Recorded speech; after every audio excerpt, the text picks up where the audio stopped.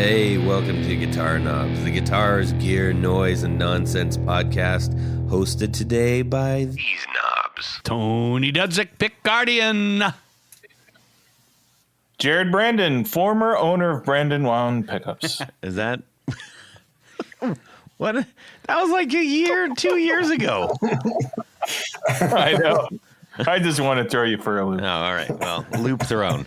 Hey, everybody, it's me, Todd Novak. Welcome to the Guitar Knobs podcast. We're thrilled to death that you're listening to our show. Right. Yes. We are going to have a super duper fun time because we have 4-time Emmy nominee. Oh, Never received, but coincidentally, also a 4-time podcast interview on this show. How many do you have to get to get the velvet jacket? I'm going to get a gold mic. Is it 5 times? Two more. I think it's 5, yeah. Okay. Yeah. One more, Wolly. 5-time Emmy loser, who are you? Well, I made some notes earlier in the day, and here it says that I am Wolly from Champion Leccy. Perfect. I don't know whether we can believe that, but it sounds about right. I like it. Well, if you've heard any of the other past episodes of Wolly, you know we're going to have a really fun time. A dabadoo time. That's Yes, true. yes. And Rob apologizes. He says, I'm buried under amps. So, Should we call the fire department? Dang it. no. Yeah, it sounds painful. No, I don't feel bad for him, like one bit.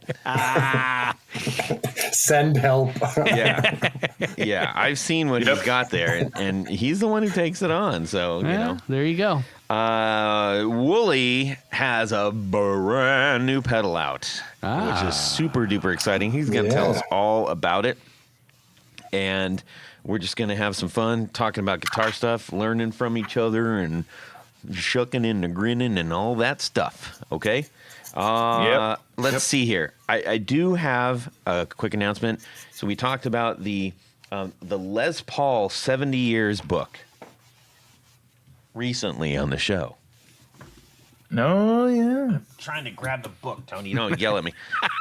And I have 2 announcements about this. Number 1, 3 announcements. No, 2 announcements. 2 announcements. The winners of this book are executive producer Gregory Randall Gregory Randall. and Nice, Greg. Grandpa Grandpa. Adam Johnson. Adam Johnson. Yes. Woo! And here's a bonus, not Yes. to them, but to us. Sorry. I contacted Julien Bitton, Ooh, la la. the writer of said book. Yes. And he said, I'd love to come on your show. Oh, So we're going to talk to the fella who wrote this stuff. very Raider nice. gang. Super duper cool. Oh, that is sweet. Yeah, so I'm trying to set that up right now. And we'll hear from the person who penned said book. It's a great book. Yes, it is. Really great book. It's very well done. Also, speaking of great books and looking up at the patron saint of British guitar, Johnny Marr, you got to go get that book if you are remotely interested in awesome guitars and awesome guitar stories. And great You photography. don't have to be, super duper into the Smiths or anything, but it is a great book. I read it cover to cover. Yeah. It's very well done. Yes. Let's. Do you have any announcements, Tony? No, Okay, I do not. Well, ladies and gentlemen, I have been hard at work booking up the next, month after month after month. We are approaching. I think it's our 8th. It's going to be 8 years, or is it already 8 years? 2016 to 2024. It would be 8 years. Gosh. Wow. 8 sakes. years. That's bananas. I can't even wrap my head around that. I can.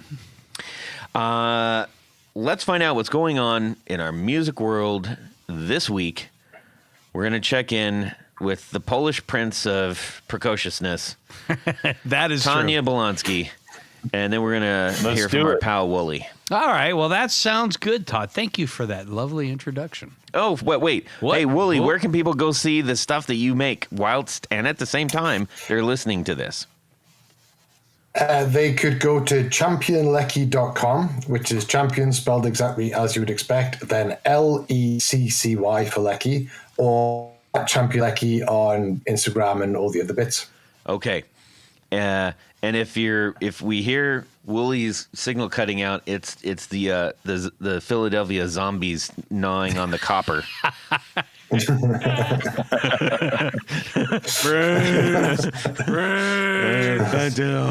Anyways, go ahead, Tony.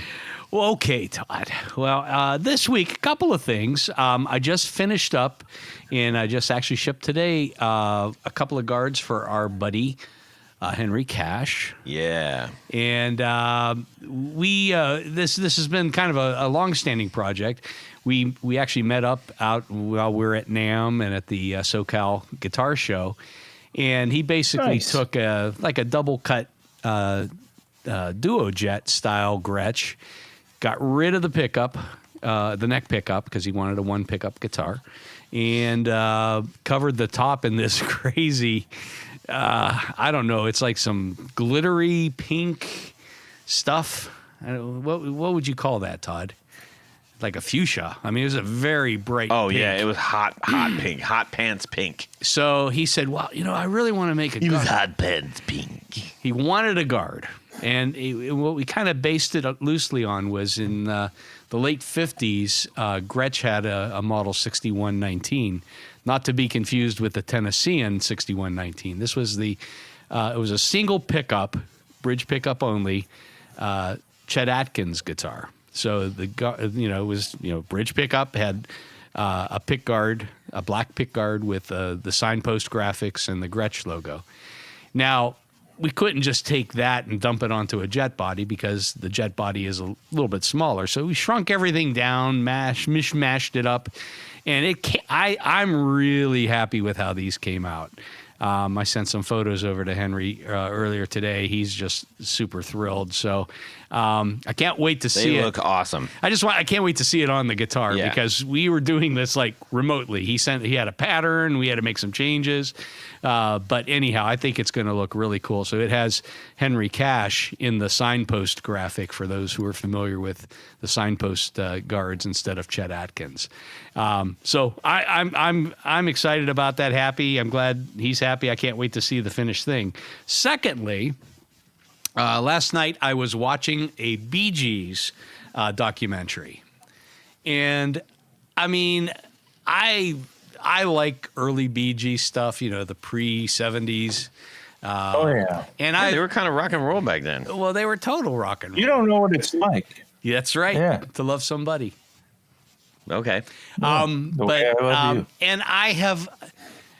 I'm not a big fan of the whole disco thing, but I have grown to appreciate the craftsmanship that went in and the writing that went into all of those songs, through the Saturday Night Fever and beyond, all that stuff. But primarily I like the early stuff, the late 60s. And the one thing I noticed is that Barry Gibb played open chords. In other words, he had his guitar tuned to an open D for most of the songs that he was playing. And I said, well, that changes a lot of things, because I knew some of the early stuff and I would play cowboy chords and such. But as I was watching this documentary and some of the live stuff, I mean, it was obvious, like some of these songs would start in D and he would just, have his hand on the neck, not touching any strings. I said, that's how he's doing that. And so I decided that I'm going to retool my brain a little bit to try to do some open D stuff and kind of relearn some of these songs based on the open D tuning, which really does change a lot of things, because especially, I mean, it's easy to do bar chords and things like that, but when you get into some of the minors and the sharps and flats and things like that, you really have to rethink the fingering, and it's a lot different. So that's going to be my my task for the next week or two, is just kind of relearn a couple of those songs using the open D tuning. Dig it. That's pretty neato, man. Yeah. And it does sound completely, it sounds the way it sounds because of that open tuning. You can play cowboy chords and things, but it doesn't quite sound the same. You telling me? I just told you, Todd. Let's see, Jared. I mean, Wolly. So before I start, Tony, did you say that just one pickup in that guitar? Yes. And they took the neck one out? Yeah. Because everyone's like, yes. And I was thinking, like, isn't that the one that you'd want to keep? I don't. Is that controversial? That I would always want to, if I could only have one pickup, I'd always just want the neck. Really? Now, see, that's counterintuitive to most rock players. I think most rock players would rather have the bridge pickup, not the neck pickup. Well, if you go back to the 40s, and if you're a jazz player, some guitars only had neck pickups, Well, that's like true. the Johnny Smith. That's true. So yeah, I guess it Depends what you play. It's the tone that you're going for. Yeah, if you're a jazz guy, definitely you'd want the neck pickup. But I would say that most of the single pickup guitars that came out from the late 50s through modern times just are bridge pickups only. Yeah. So Just ask Billy Gibbons, he'll tell you why. But So anyhow, I When in always use doubt, both always pickups. just ask Billy Gibbons, I guess. so you're a neck pickup man, I take it, right? Well, no, I always use both pickups because I've paid for two, so I'm going to use them both. That guy right there. Yeah, baby. No, I was messing around with like a couple of guitars recently and like trying like just one pickup, and I always preferred just the neck to just the bridge, which is just it's not something I normally thought about, but I was just when you said that, I was like, oh, maybe that's. I think it has a lot to do with the style of music that you're playing. I think, sometimes to me, a neck pickup can get a little woolly. You know what I mean? It gets unless it's a single coil. A single coil pickup can sound really good. Yeah. But like if you just had a humbucker, sometimes it's almost too dark, I guess. Yeah.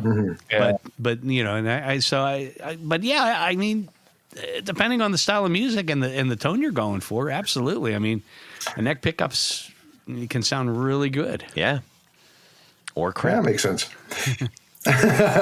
Yeah, I love it was on a couple of different setups, but the main stuff that I do with my band is kind of fast, surfy stuff.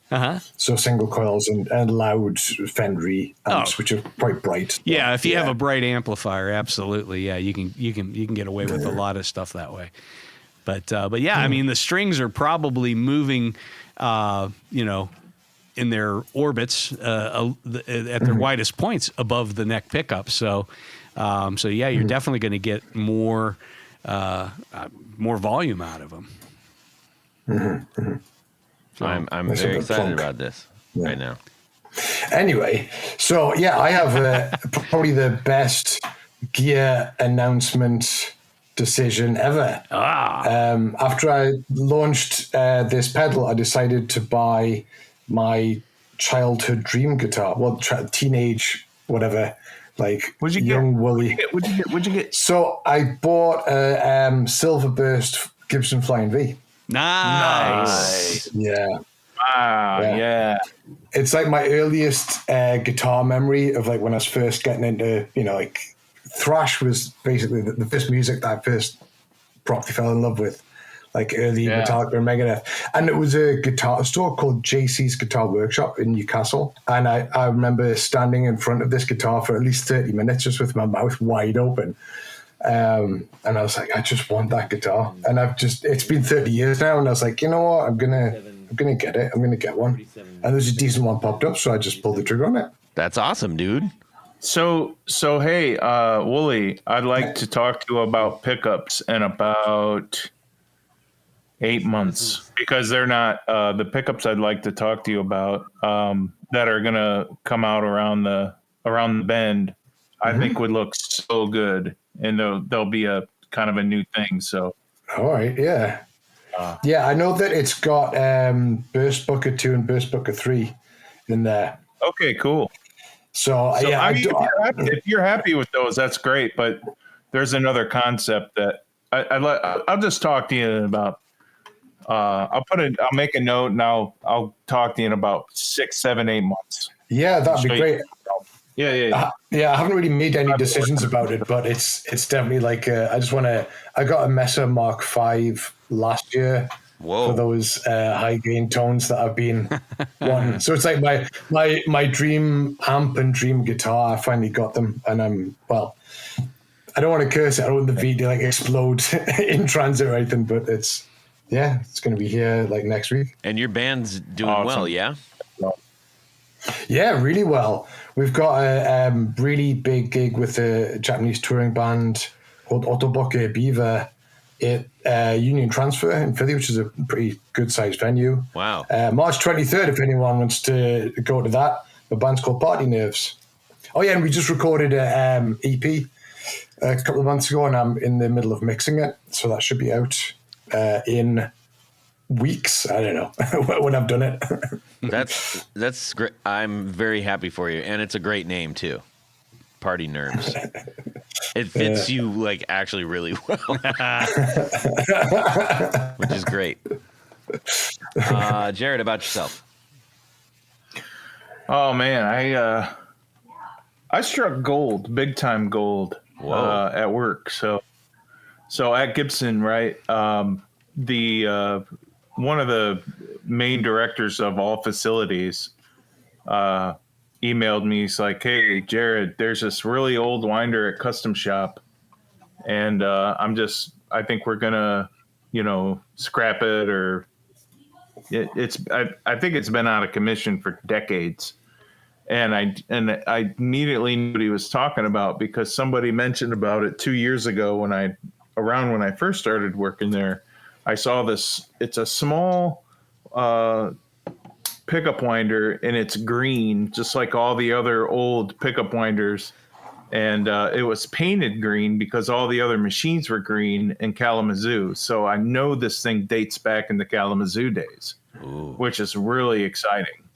I'd never seen it in pictures though, but I know this is a very early model winder.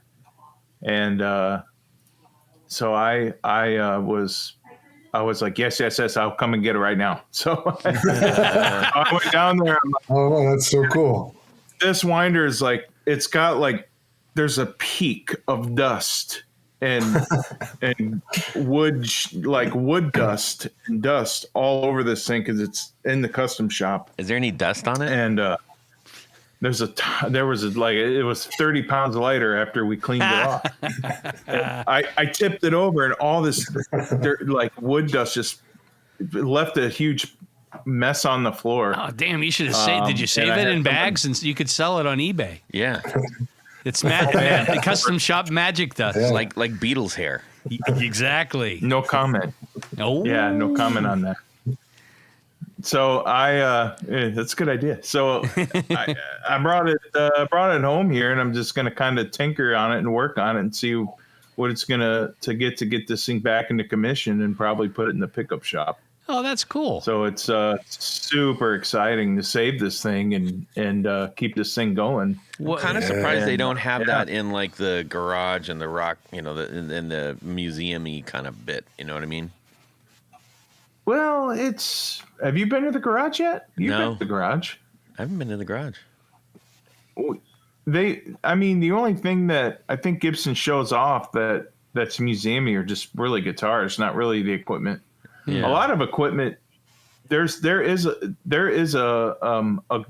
wide variety of tooling that Gibson still use that they use for years. Yeah, and there's a lot of stuff that Gibson still has that's in a warehouse that I've seen, like the two giant green duplicators for tops and stuff like that. They still have those. They still work, but I think they've gone to a much safer, more efficient way to do that. But yeah, this, I don't know what to say. I mean, I'm just really, really, really super excited about this little thing. So that kind of really made my week. Well, that's pretty cool. Yeah. My month. Is it the same make and model as the other ones that are there now, or no? It was just some much smaller. Oh, it's like a desktop. Huh. It's real small, but it can do 4 bobbins at a time. So I don't know if it was used for prototyping in a smaller lab or not. Maybe that was Seth Lovers. Whoa, Maybe. I don't know if anybody's still alive that would remember this machine. So maybe you could have like a seance or something. Anyways, maybe get my answers that way. Ask me, Tony. Ask me. It's getting weird. Ask me, Tony. Hey, Todd. What about you? Oh, he's leaving. Let me go get it. He's leaving. He's walking out the door. Todd, I didn't mean to upset you. Todd, come back. Please. Please, Todd, come back. Look at that. It is quite peaceful. Ooh, doggies. So I have here. Wait, let me get on the microphone. I'll hand you this because just wipe your hands off first, you greasy Bullock. I seriously. What is it? I grazed your hand, and I'm like, so what I got to do this week? I was down at my buddy Chase's shop, and we found these old knobs that I spotted them, and I was like, ooh, those need to go on the Explorer. So we're working on this Epiphone Explorer that I've talked about. It's absolutely pristine. And we did the acid bath on all of the hardware. So it looks super cool. And then we've got Zach did a special Brandon wound 12 screw humbucker in it. And Nice. And then Tony put a black guard on it, 5-ply. Yep. 5-ply black guard, and covering the opening for the neck pickup. And then, we're like, well, since I don't have that pickup, what's going to go in that middle position in the three controls? And I found this really, really cool paddle switch. It looks like a toggle, but it's actually more like a paddle. Mm-hmm. That has like a chrome rib running around it. Mm-hmm. It's really cool, textured black, and it has the directional in red. It says on and on. And now that may be like, why do you have a switch that just both of them is on? That in that switch. So if you flip it up, it bypasses the tone pot and engages a 0047 nanofarad capacitor. Sure it's not a microfarad? Microfarad capacitor. That's what I meant.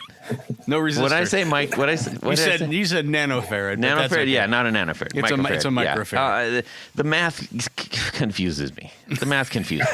Wait, is it 0047 microfarads or 0047 nanofarads? Microfarads. It's 0047 microfarad. So I'm pretty sure it's a 4.7 nanofarad. Yes. Yeah. Or is it? Yeah. So, anyways, it makes a sound. Yeah, let's. It does the sound. Actually, Tony could probably open it up and verify that. I probably could. So, what kind of sound is it?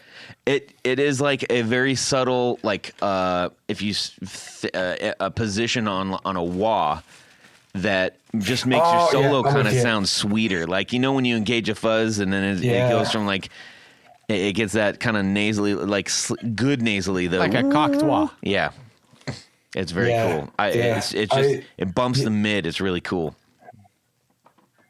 Yeah, because that's what happens when you do a tone control on a guitar, right? You get a slight bit of bump before it goes off, and a little bit of resonance, which is why you need to balance out the values of your tone pots and your capacitors. Yeah. Yeah, because I did it wrong once and it sounded terrible, and I was like, this one sounds really good. It gives you that little bump, right? Yeah, gives that nice little bit of resonance. Oh, brilliant! Yeah, yeah. It's super subtle, but it's enough to make it sound different without having to engage a pedal that's clearly you've done something there, Yeah, it's definitely a capacitor. Yeah. He's looking at it right now. I told you it was a capacitor.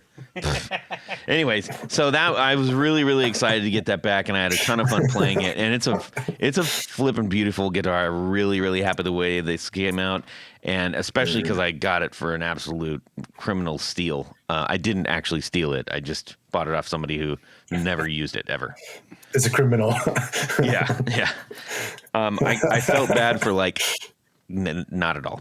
Anyways. He felt bad for a second. Yeah. So let's see.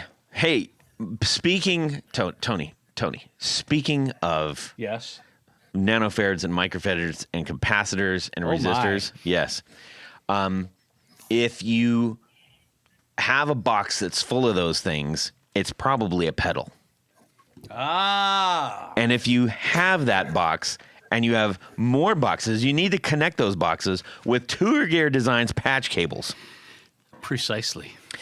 These are magnificent little pieces of ingenuity, and they are immensely cost effective and highly reliable. And flat. And pretty flat, too. Flat. Very, very small. And a very teeny, tiny plug. All the sizes you could possibly imagine, and highly recommend getting your pedal board sorted up. At Hex's show, I posted a shot of him. Mm-hmm. He's got a big giant pedal board, and it's just loaded with Tour Gear. And I was like, that a boy. I'm told they make two shapes. They do. A U and a C. I thought it was a C and an S. By C and an S, I mean by U and a C, I mean C and an S. I'm getting all confused. Oh, he's just My numbers and letters are not working. Yeah, he's getting very, Yeah. very dyslexic. If you put in the coupon code the guitar knobs, you're going to save an extra 15%. Yes. 15. We did a poor cue on him for that. That's Okay. fair. That's fair. So anyway, thank you to Tour Gear Designs Patch Cables for sponsoring our 4 on the floor. Jared? Let me get a little bit of this. 1, 2, 3. 4 on the floor. All right, Wolly of Champion Leccy, give us your 4 on the floor. Well, tonight I am going to bequeath my 4 on the floor to Jared. That's right. It's been a long time since I did a 4 on the floor, like 6 years ago. Wow. That is a long time. And the pedals have changed, so I'd like to talk about the 4 pedals that I use all the time now. Sounds good. That's okay with that was very everybody. kind of you, Wolly, by the way. I think we just glazed over that. But that was I just use the magnanimous, same you 4 might pedals say. all yeah. the time, so. yeah. Anyway, Yeah, thanks, Wolly. go ahead, Jared. So the number 1 pedal I have that I do use all the time is my Klon Centaur. I got it for a pretty good price compared to the current value, and I really enjoy the sound a lot. It does have a great sound, and does anybody have any questions about this pedal? No. I've never Move on heard to of the I've next. never heard of a Klon Yeah. pedal before. Can you tell us what that is? Yeah. How about number 2? So it's it's a Klon clone from China. Aha. It's the one that, so I don't know the brand because it's from China, and Tony helped me get it. And Nice. I love the sound of that one as well. It sounds just a tiny bit different, but I like to layer that one on top of the Klon Centaur to get more, just to, instead of leaning down and turning up the gain on the one, I can just press a button, press a pedal, and So it's like Layer it like up. a second gain stage. Yeah.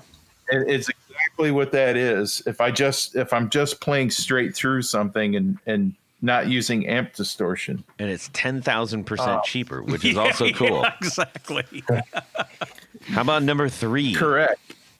My Unipedal by 29 Pedals is awesome. Yeah.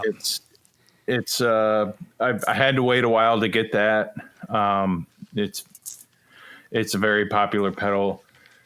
I like it because it feels like it clears the signal and all the effects up. It gets rid of that. I don't know. the Wolly neck sound we were talking about earlier. Oh yeah, so is it kind of if I remember right, that's like a kind of a buffer pedal, kind of magic pedal. Buffer kind of. magic. It's kind of a magic. Yeah, frequency boost kind of thing. Yeah, that's cool. Yeah, it's super fantastic. So that we ran into him out at NAMM. Yeah, we did. Yeah, and he is going to be coming back on the show because he's got something else he's cooking up. Nice. Yeah. How about number 4? Well, one more thing about the unipedal. Oh, yes. The thing that I love about that the most is when you're using older modular effects, it really, really, really brings those to life. Especially stereo choruses seem to darken your tone a little bit. Anything modular can darken your tone, especially the old vintage. Come on, Jared. The Mutron pedals that I have. So, yeah. Mutron. Will you put Mutron. Jared back on, please? Yeah. And then the what I talked about maybe a few podcasts ago, a while ago, number 4 that I've been using so much for recording is my Mel 9 by Electro Harmonics. It is by far one of the coolest and most useful pedals I have ever bought, and it transforms your guitar into a mellotron. That's neat. So that I use it all. It just has a fantastic use, and it's very touch sensitive as well with the volume, and it's crazy technology that I don't know if I'll ever understand. So too cool. Shout out to the Electro Harmonics on that. That's fantastic. Nice. Brilliant. Yeah, it's a lot of fun, isn't it? Yeah. All right. Well, thanks for sharing that, Jared. It's good to hear where you're at with those things these days. Wolly. Thanks for that. Yeah. So we have Wolly on the show mainly to talk about this new pedal of his and also just kind of catch up and see how he's doing on things. It's been a while. It has. It's actually, it's been since November of 22 since he was last on. That's a long time. It is. Are we? Yeah. So this is your 4th episode, Wolly. And that's, that's very important. Prestigious. It's my lucky number as well. Yeah. Let's see. Your first, so you were first on, let's see here. Looking this up, trying to recall this. Holy moly. 2017 or 2018? Yeah. 2017. 08? 2017. Is that possibly right? Episode 80? Episode 80. Yeah. Wow. Yeah. That's crazy pants. And that's back when you were doing fun. All the pedals were all hand painted and everything. Hand painted. Yeah, every single one. We have a couple of those. I have one. We have one. We got very precious. We each got one of those. And then number 142. Yep. And then this last time through was number 292. So, oh my God. Yeah. So this is going to be episode number 358. Nice. Wow. Bananas. Wow. And we're, you keep making stuff. So if people keep making stuff, we'll keep bringing it back on. Them's the rules. We don't just parade people out in front of you all just because no one and done's here. It's getting lonely on the telephone line. You gotta be making some stuff, man. So, Wolly, let's get to it.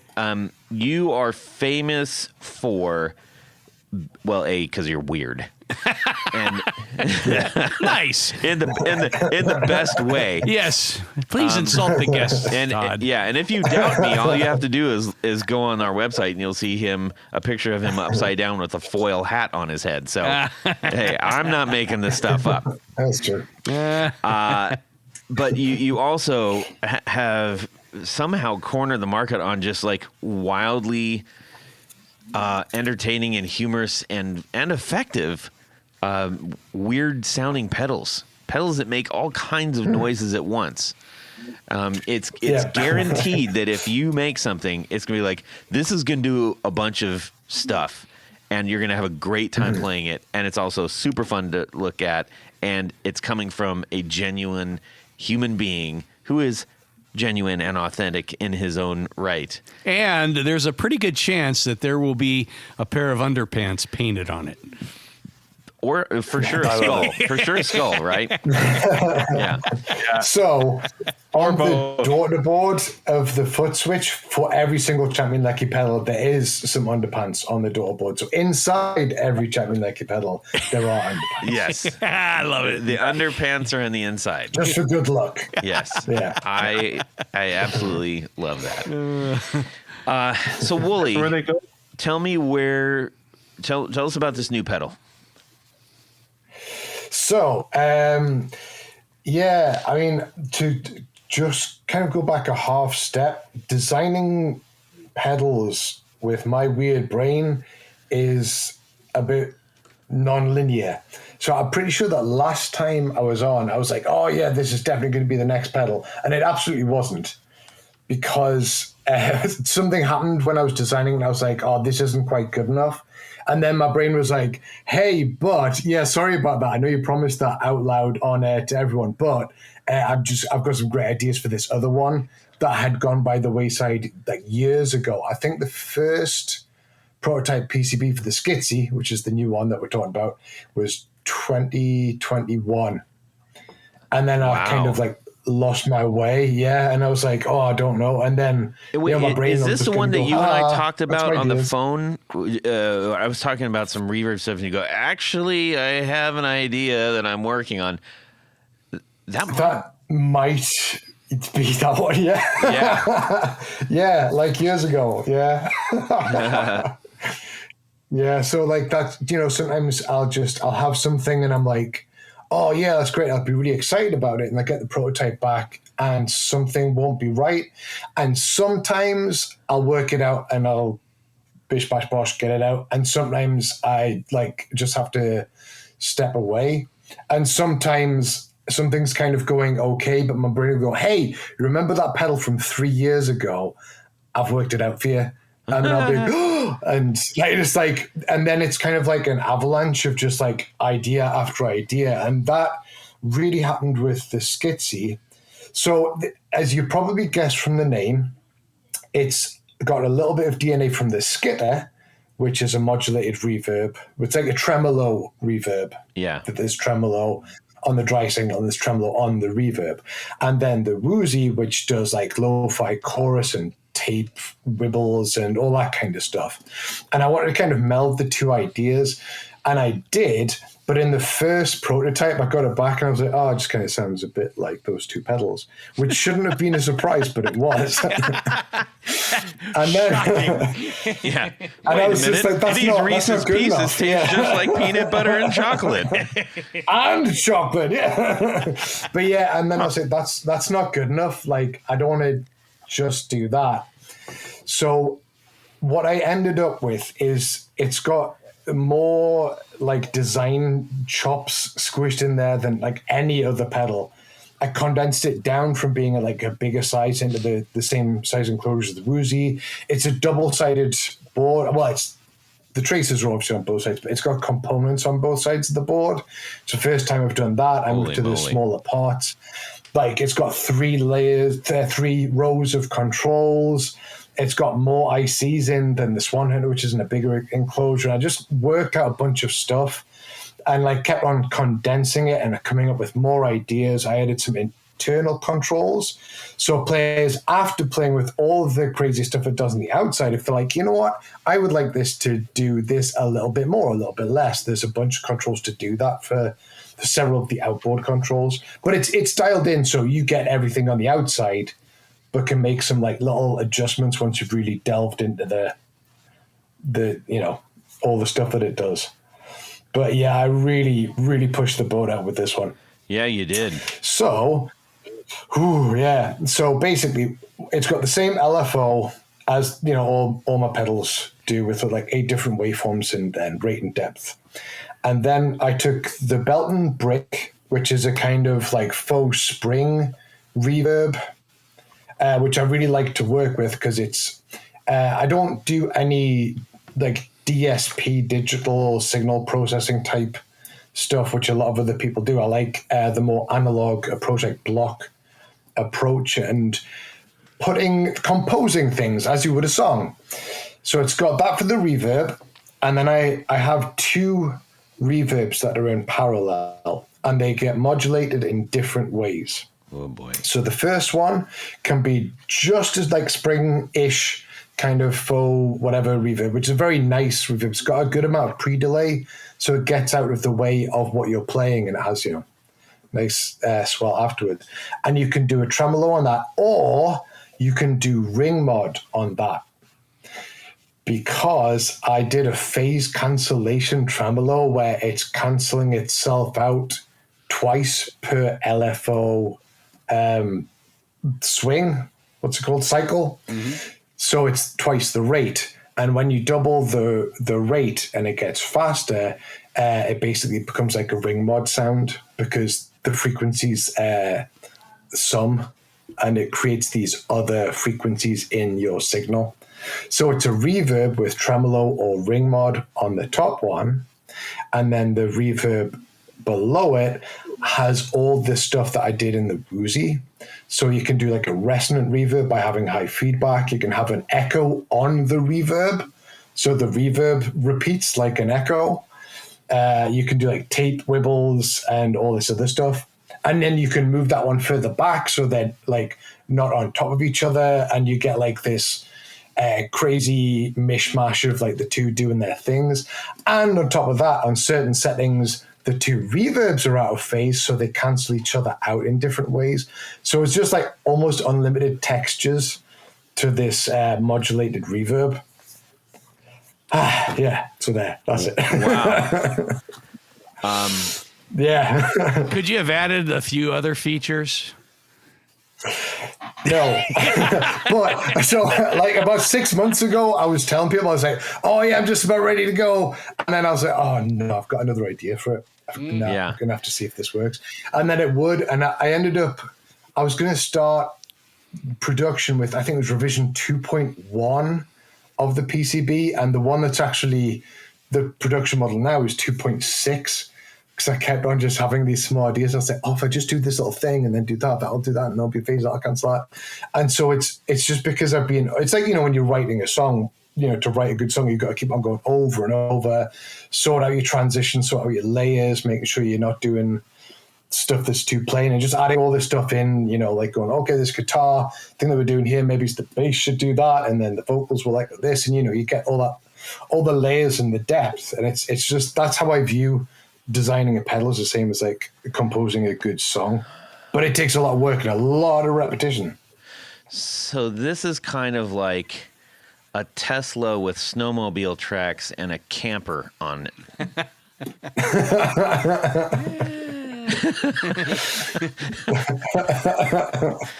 I don't know about the Tesla part, but maybe like a Saab. Yeah, maybe a Subaru Brat. Maybe. How about that? Yeah. Jump seats. Yeah. And a sidecar. Yes. A sidecar. Of course. Yes. Exactly. Wow. Yeah. There's a lot going on here. Who is this pedal for? I don't know. The people bought them, so. But that's very, fantastic. very happy. That's kind of the cool thing. It's not like so focused that it's only for a single audience. The last one. Do you remember when you did the skitter? So I was going to say. Oh, yeah. When you did the skitter, I mean that was sort of the foreshadowing to the first foreshadowing to this pedal, and that pedal. Yeah. I had to spend some time with it, but what I ultimately found is I really love a certain combination that I come up with. Like, it was like, oh, I wouldn't have naturally just gotten to this sound, but I'm really glad that I concocted it. Yeah. So you have many more things to do that with on this. Yeah. Oh, and Yeah, by so the way, there's so many in the options. Subaru Brat, in the back of the camper is a salad bar.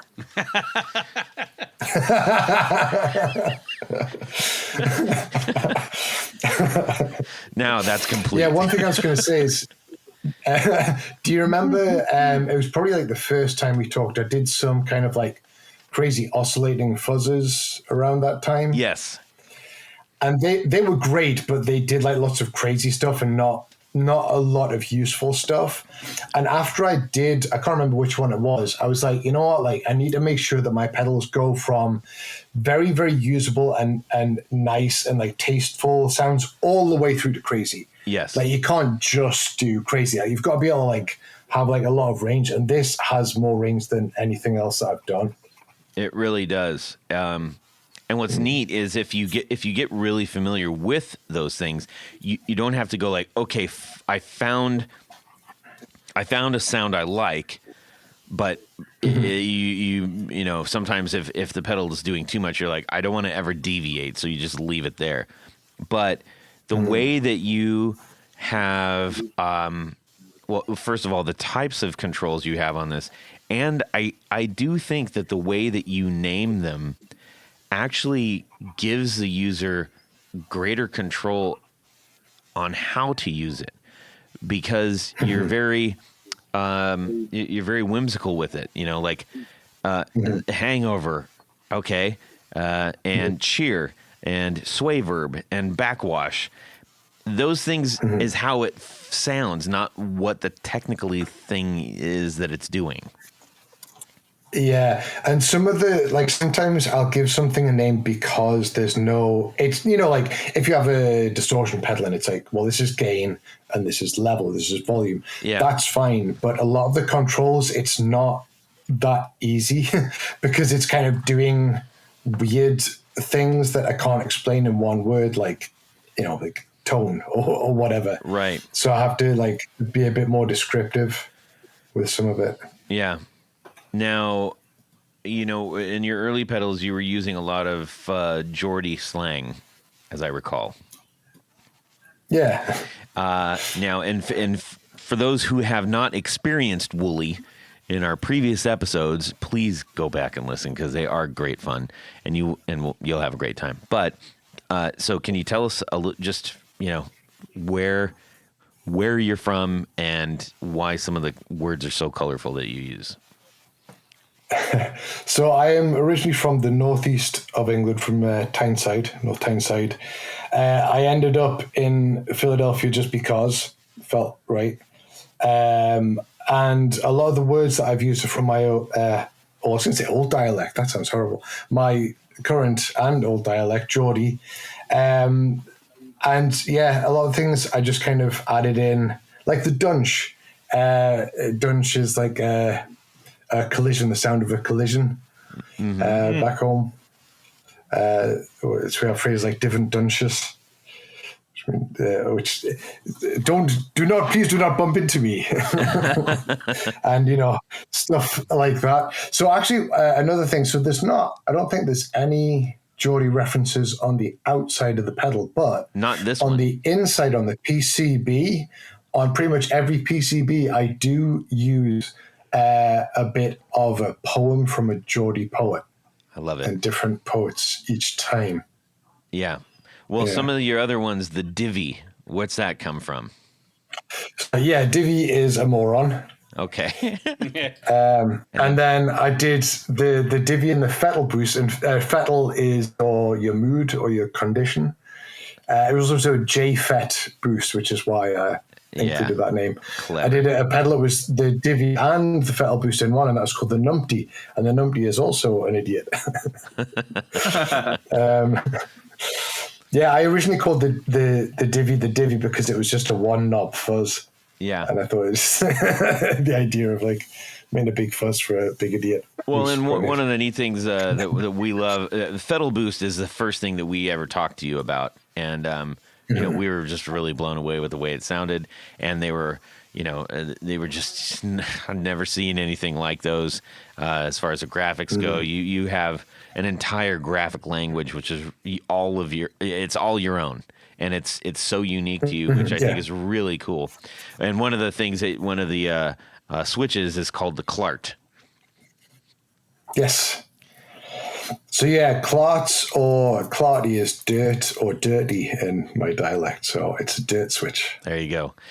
Now, referencing some of these old pedals, you originally used to hand paint all these pedals, which was incredible. Yeah. Yeah, that was a lot of work. Too much work, really. Yeah.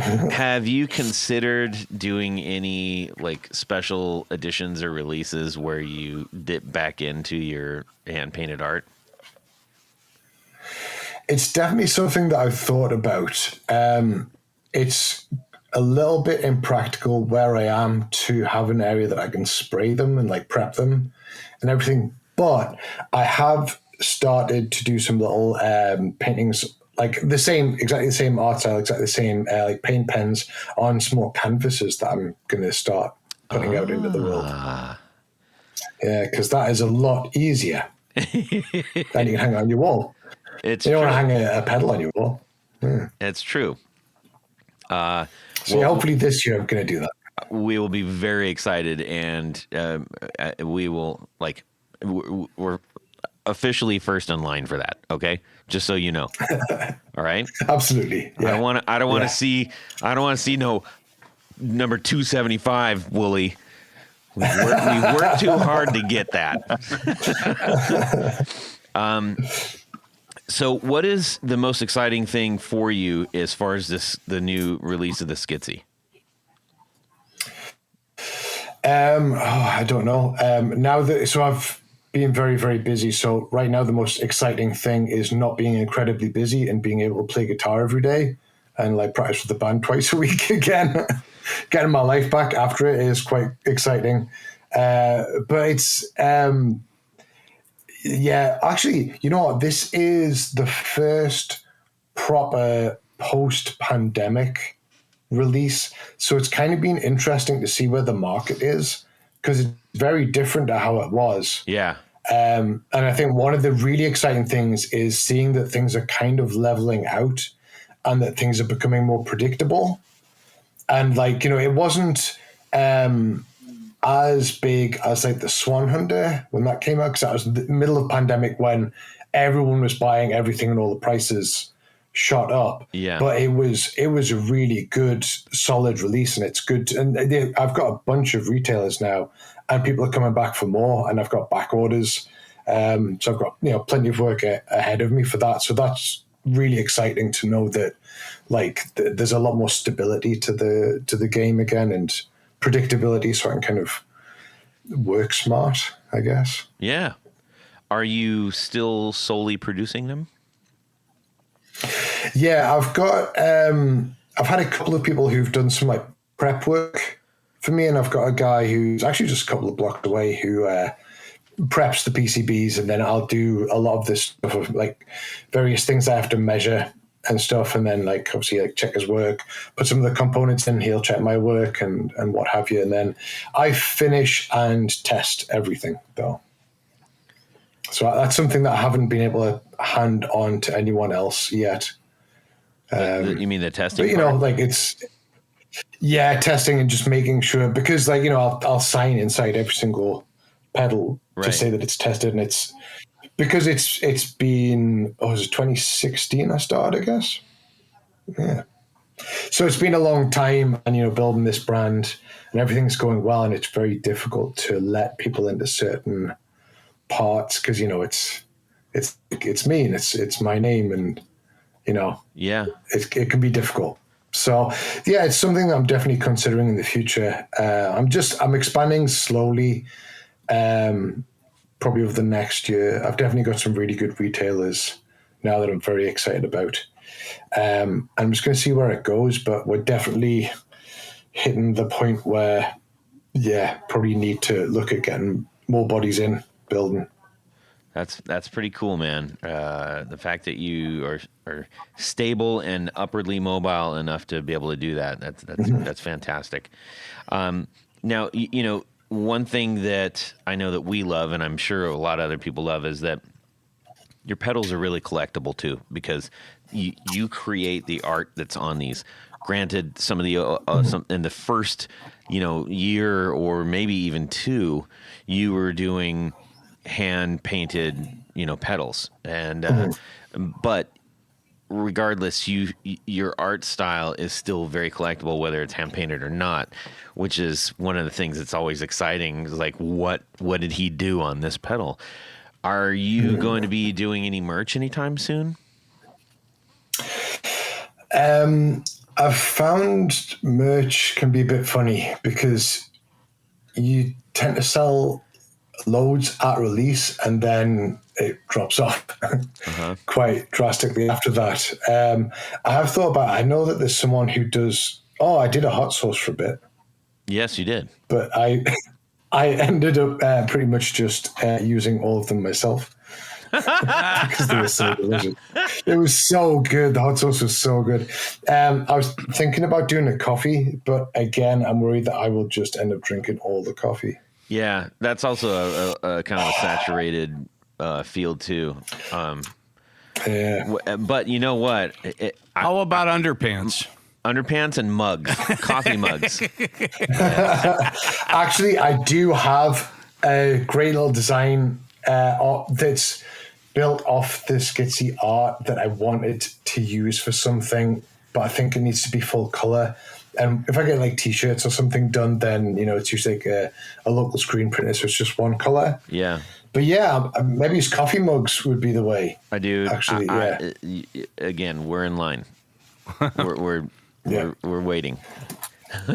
Absolutely. And you can get those done with the drop shipping bit where you just they're printed on demand. I mean, I know you got your own ways that you got to do things and all that stuff, but that would be great because I think aside from your pedals, like your art is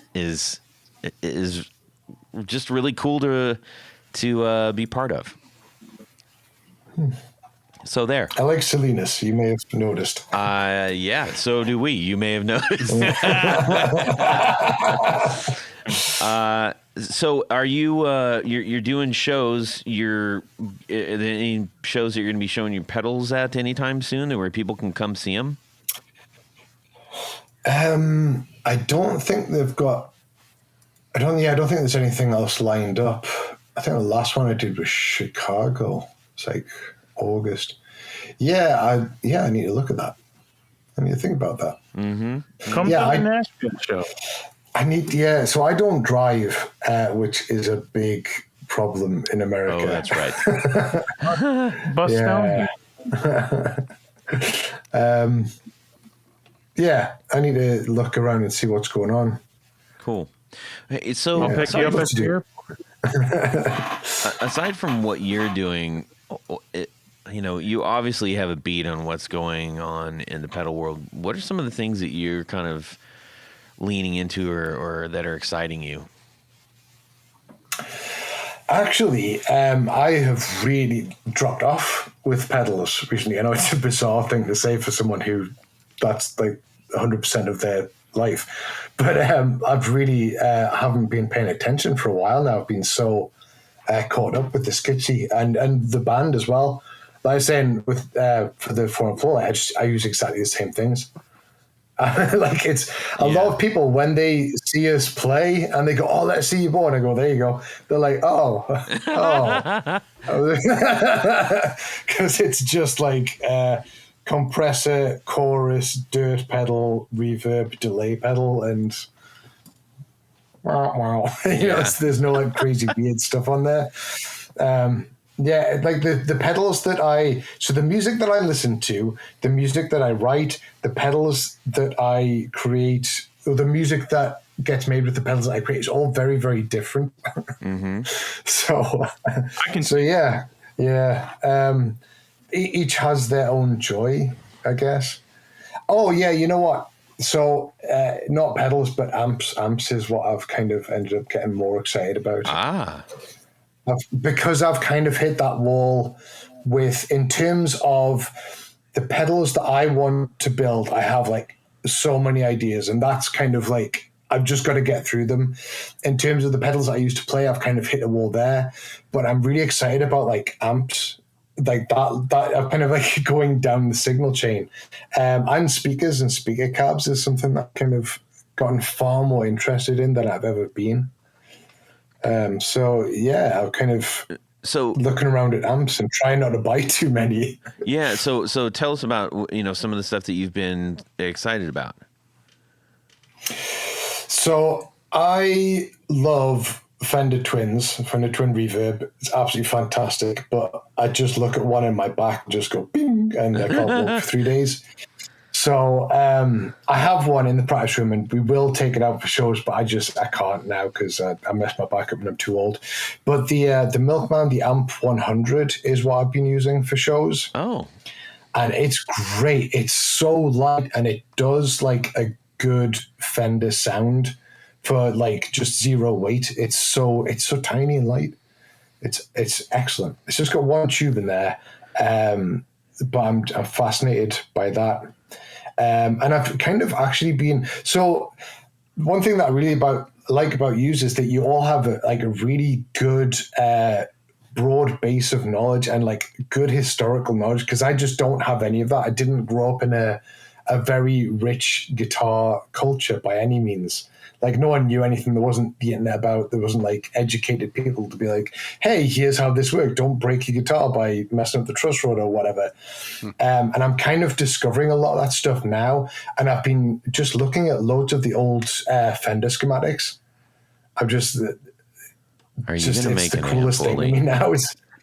Yes, I'm doing it now. There we go. Looking over, I've got the head shell like just like 6 feet away from me. So, Nice. Oh, that's really cool. Let's just talk about head shells really quick.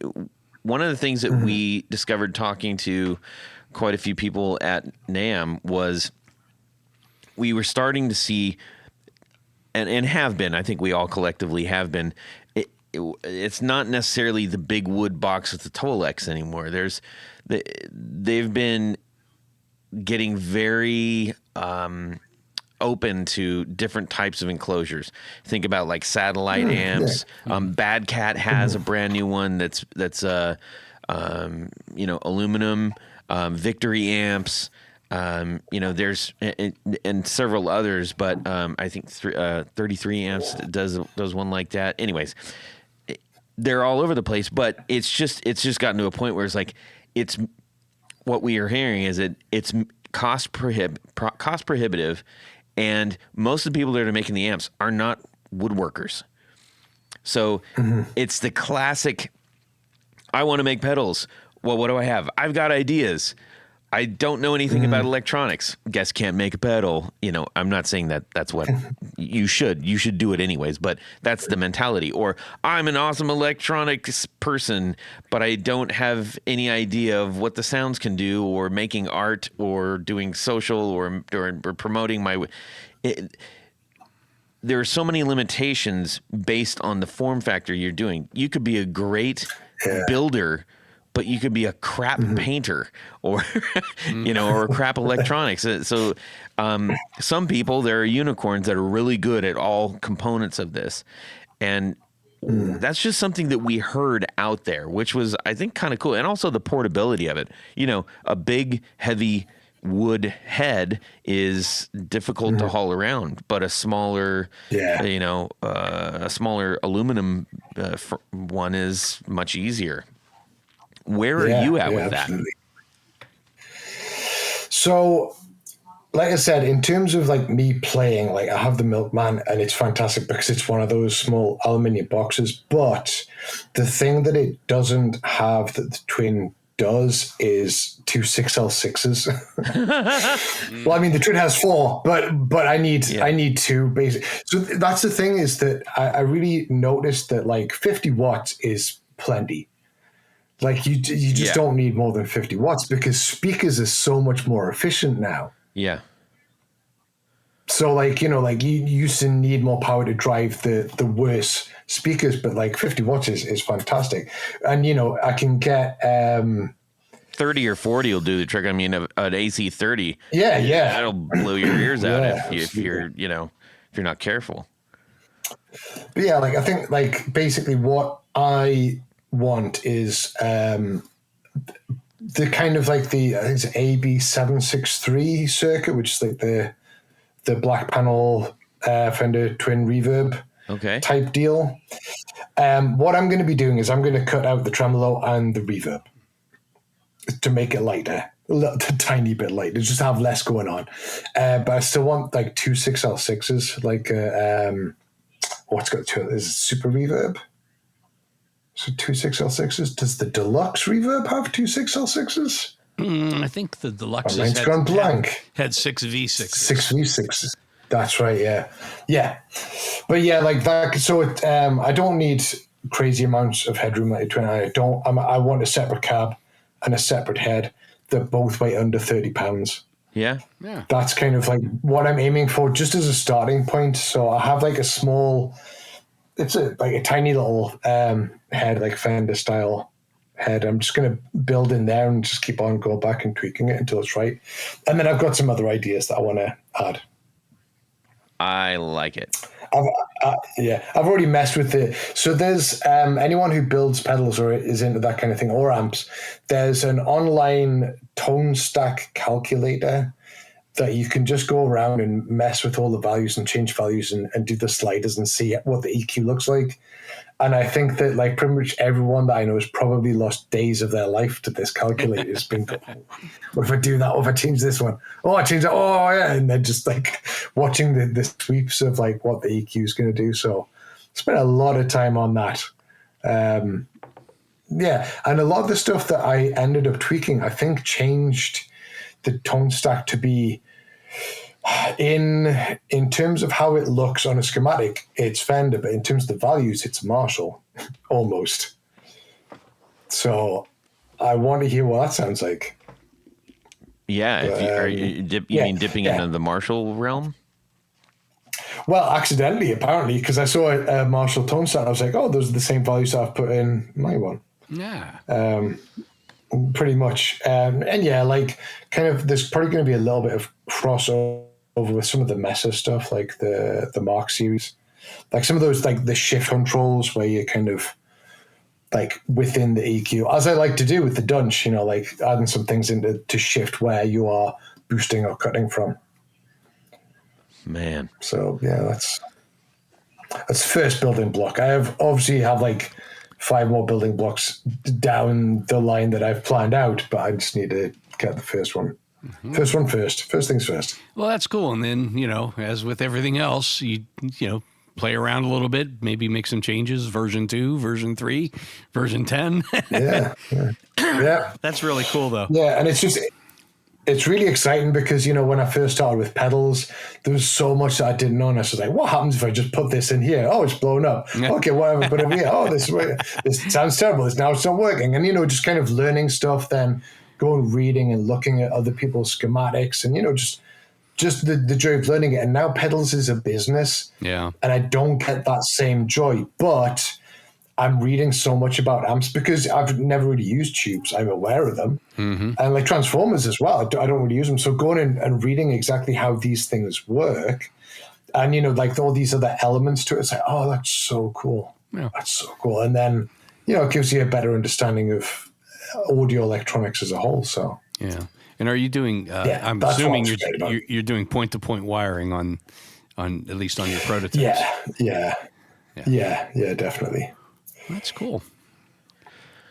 So, Wolly, what is next?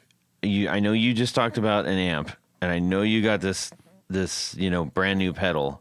Is there next, or are you officially?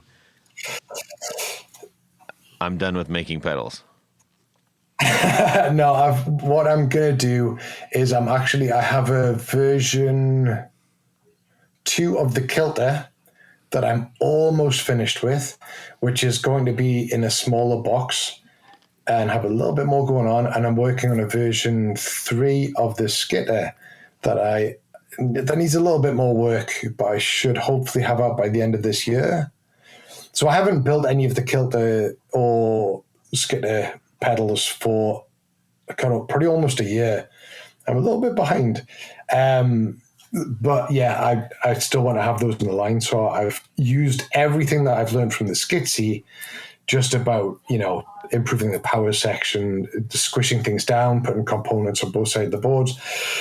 All that stuff I'm applying to the kilter and the skitter first. So new versions of those. I do have an idea for a canny version of the Fettle Boost, which would basically borrow a lot of the architecture of the Dunch with all the EQ options, but have the Fettle sound. So be a super tweakable version of the Fettle Boost, which will probably be next year. I never have enough time to sit down and get through the designs that I want, because it's a business and I've got to do all the other business things to have a business. Yeah, that part never pedals. That part never ends. Yeah, it's killer, isn't it? Oh my. Well, I think it's probably good time to say thank you so much, Wolly, for sharing what you've been doing. It's been fantastic talking with you. It's bedtime, isn't it? It's getting close, I imagine. Yeah. We are going to dip into Would You Ratherville. Ladies and gentlemen, it's come to the time of the show where Tony Bolonsky, Wolly, and Todd hop in the old El Camino. And we're going to let Wolly drive. I think actually today, we're letting him drive. I think we are actually today, we are taking the Subaru. Oh, the Subaru Camper salad bar. Camper salad bar with the snowmobile tracks. Perfect. Hey, that'll work. Down to Nashville, and we're going to play a little game of Would You Rather? Wow. So you're walking down the street, and some fella you've never seen before hands you these tickets. And lo and behold, they're tickets to the Rock and Roll Hall of Fame ceremony in New York. New York City. And you're like, oh my gosh, I gotta go. So you get to New York, you go to the thing, and you're in the ceremony, and it's going along, and you're having a great time. And the end of the night jam, old Keith Richards points at you and goes, "Hey, come on, play." And you're like, "All right." And that means, hey, you come on up and play with us. So you get up and you go towards the back, and you go backstage, and the tech is like, listen, I got 2 guitars left for you.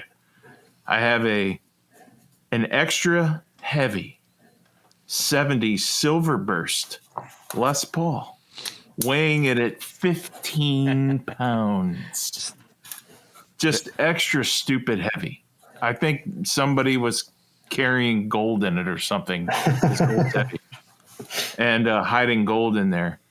Or you can choose a pink Barbie themed Squire with weak, noisy single coil pickups. So which guitar are you going to use to play on stage with all the greats like Keith Richards and Jimmy Page and, all the guys, all the people, Slash and Billy Strings. What kind of Squire is this? It's just the junkiest. It's Is just it a Squire. Stratocaster? It's a Strat. Okay, it's a Strat. Yeah, Stratocaster Squire. Sorry, I wasn't more specific. It's definitely a Stratocaster Squire. Okay. Barbie pink. It probably plays okay too, but it just has just beginner like regular cheapo pickups in it. Gotcha. Like single coils. Gotcha. Beginner's grade. You know what I mean? So Okay. not knocking on Squire. They have good stuff, but Yeah. do you want to play that on stage? Don't bias don't bias this too much.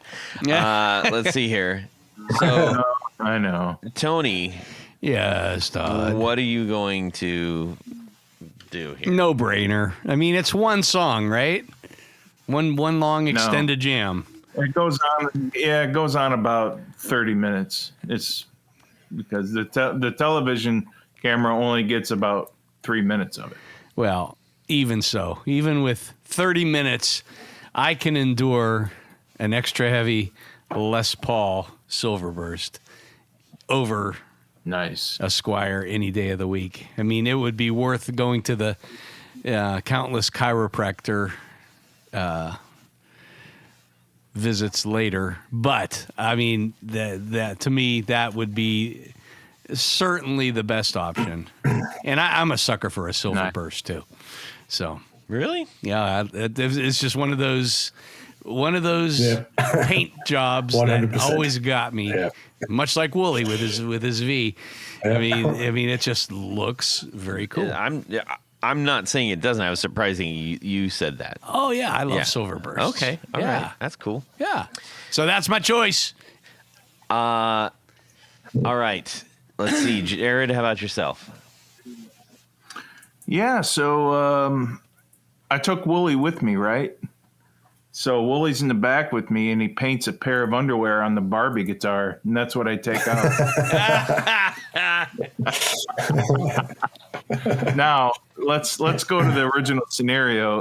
If that wasn't the case, I would. Oh, I'd regret it later, but I'd do the 15-pounder Gibson. Yeah. Those things were heavy in the 70s, man. They were heavier than than a boat anchor, a rusty one. Yeah, they were made of concrete. Yeah. Genuine. All right, Wolly, about yourself. So I think this one's pretty easy. So I'm going to go with the Les Paul because you've said that it's 15 pounds. I'm assuming that the guitar tech is Keith Richards' guitar tech, and Keith Richards is a pirate, so it's definitely got gold in it. so I'm just going to walk away slowly with this guitar that's filled with gold, working out, get the gold out, and then buy a Pink Barbie Squire Strat of my own. There you go. Yeah, perfect. I love Making a lot of assumptions there now, Wolly. What about you, Todd? I mean, I think it's relatively unanimous. I'm definitely going to pick the Les Paul for sure. So, yeah, that sounds pretty. I mean, that'd be fantastic, and it'd be fitting probably with that kind of music too. Oh yeah. Yeah, and I do love a Stratocaster. So, yes, your secret indulgence. Actually, Michael Van Zant sent a really hilarious post to me that I think I'm probably going to end up sharing. I usually don't like to dog too much on stuff on the things that we have out there, but it's too good, and I think I'm probably going to post it because it's really hilarious. Tony Yes? Baloney, why don't you get on with your list there? Well, that's right, Todd, because at this point of the show, there's a special group of people that we love to thank. These are our executive producers. Now, an executive producer makes this show possible. How do you become one? Easy as pie. 3.1416. Head over to patreon.com/the guitar knobs. Check out a couple different levels in which you can participate. Become a friend, a patron, a hero Yes, of the podcast. it's true. That's right.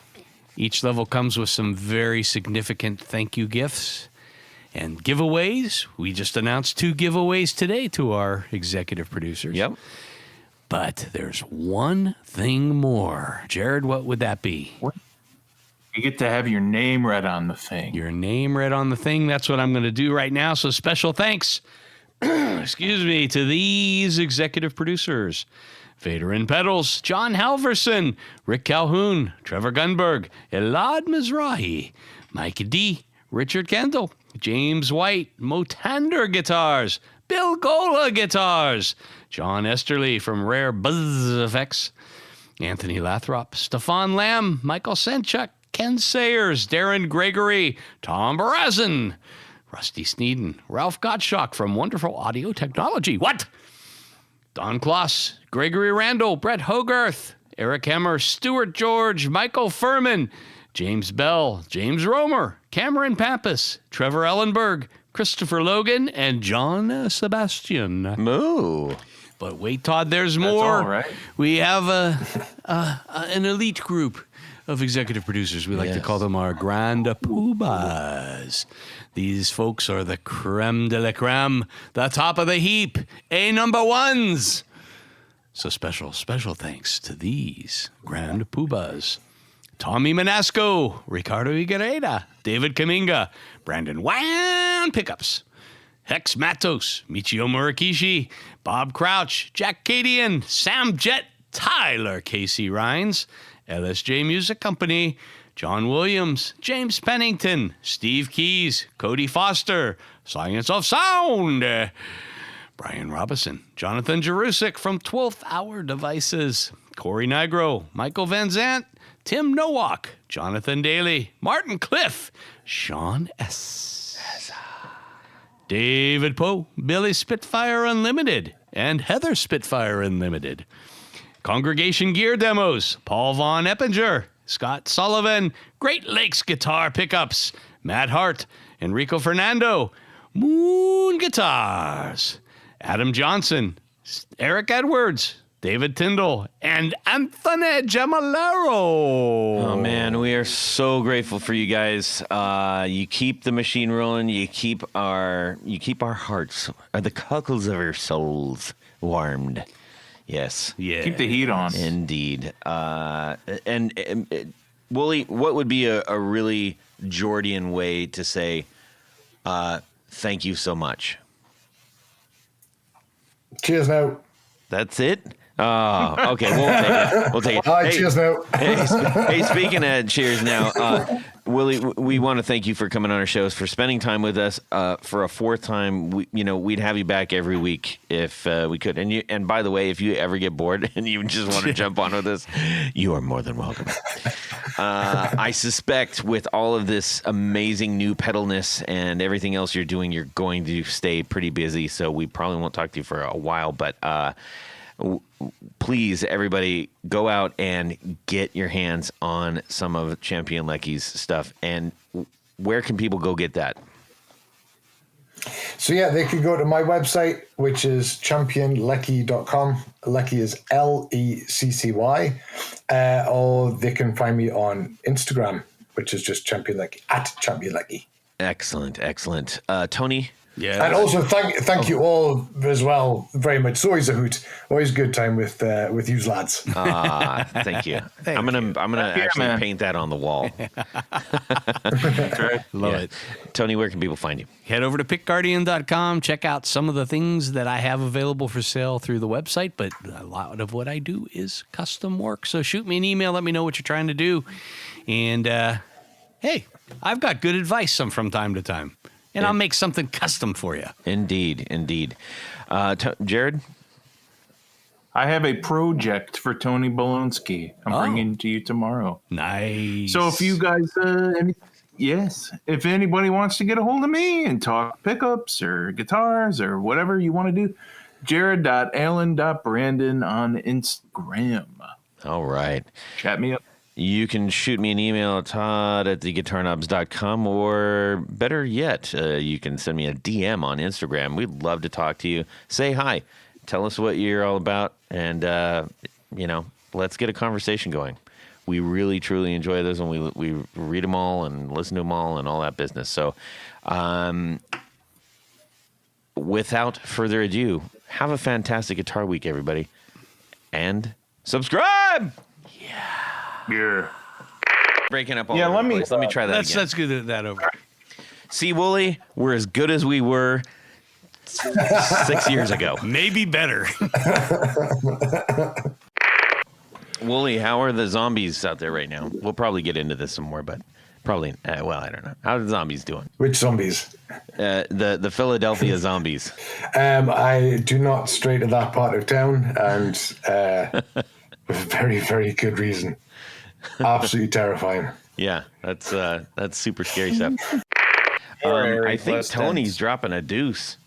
He's great. Less filling. He walked away. We love having you, man, and we miss you when you're gone.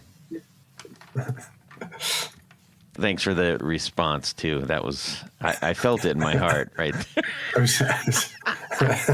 Nodding. I was trying to Nodding, yes, that's a good one. Yes, I keep on I was doing nodding. that, Couldn't you hear me? I do every single episode where I'm just like, Back, just back away from the mic. Backing And let's see away. what happens. Backing away from this motherfucker.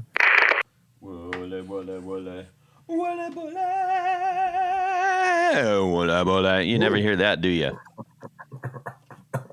You're like, I heard that. why doesn't anybody ever say that to me? That's what you were saying in your head. I knew it. Wolly and I are just fine with each other. You suck. I'm just saying. I'm. We'll say that all again, Wolly. We still mean it. You know. No, he doesn't mean it at all. Take it all back. Hang on. We have a guest. Wolly doesn't need to hear that nonsense. Wolly. I apologize on behalf of this turkey baster over here. I'm not a turkey baster. Oh, golly. What was I going to talk about? Kisses. I float kisses to you. Okay. I'm imagining your head in a bowling bag right now. Yes. I like that idea. Oh, boy. All right, guys. Hello, test. Is this better? Back further. But you know, there's one thing more, Jared. What would that be? I told you I just walked in. That's the cue you've had for, I don't know, like how many years. Well, you don't get... I hate you, Todd. I know. I'm ready whenever you are. And away we go. Well, that's it for these knobs.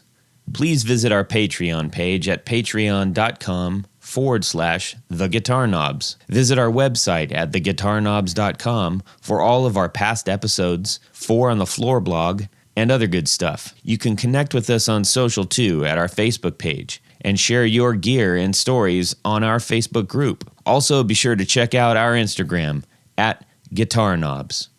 Catch you next time.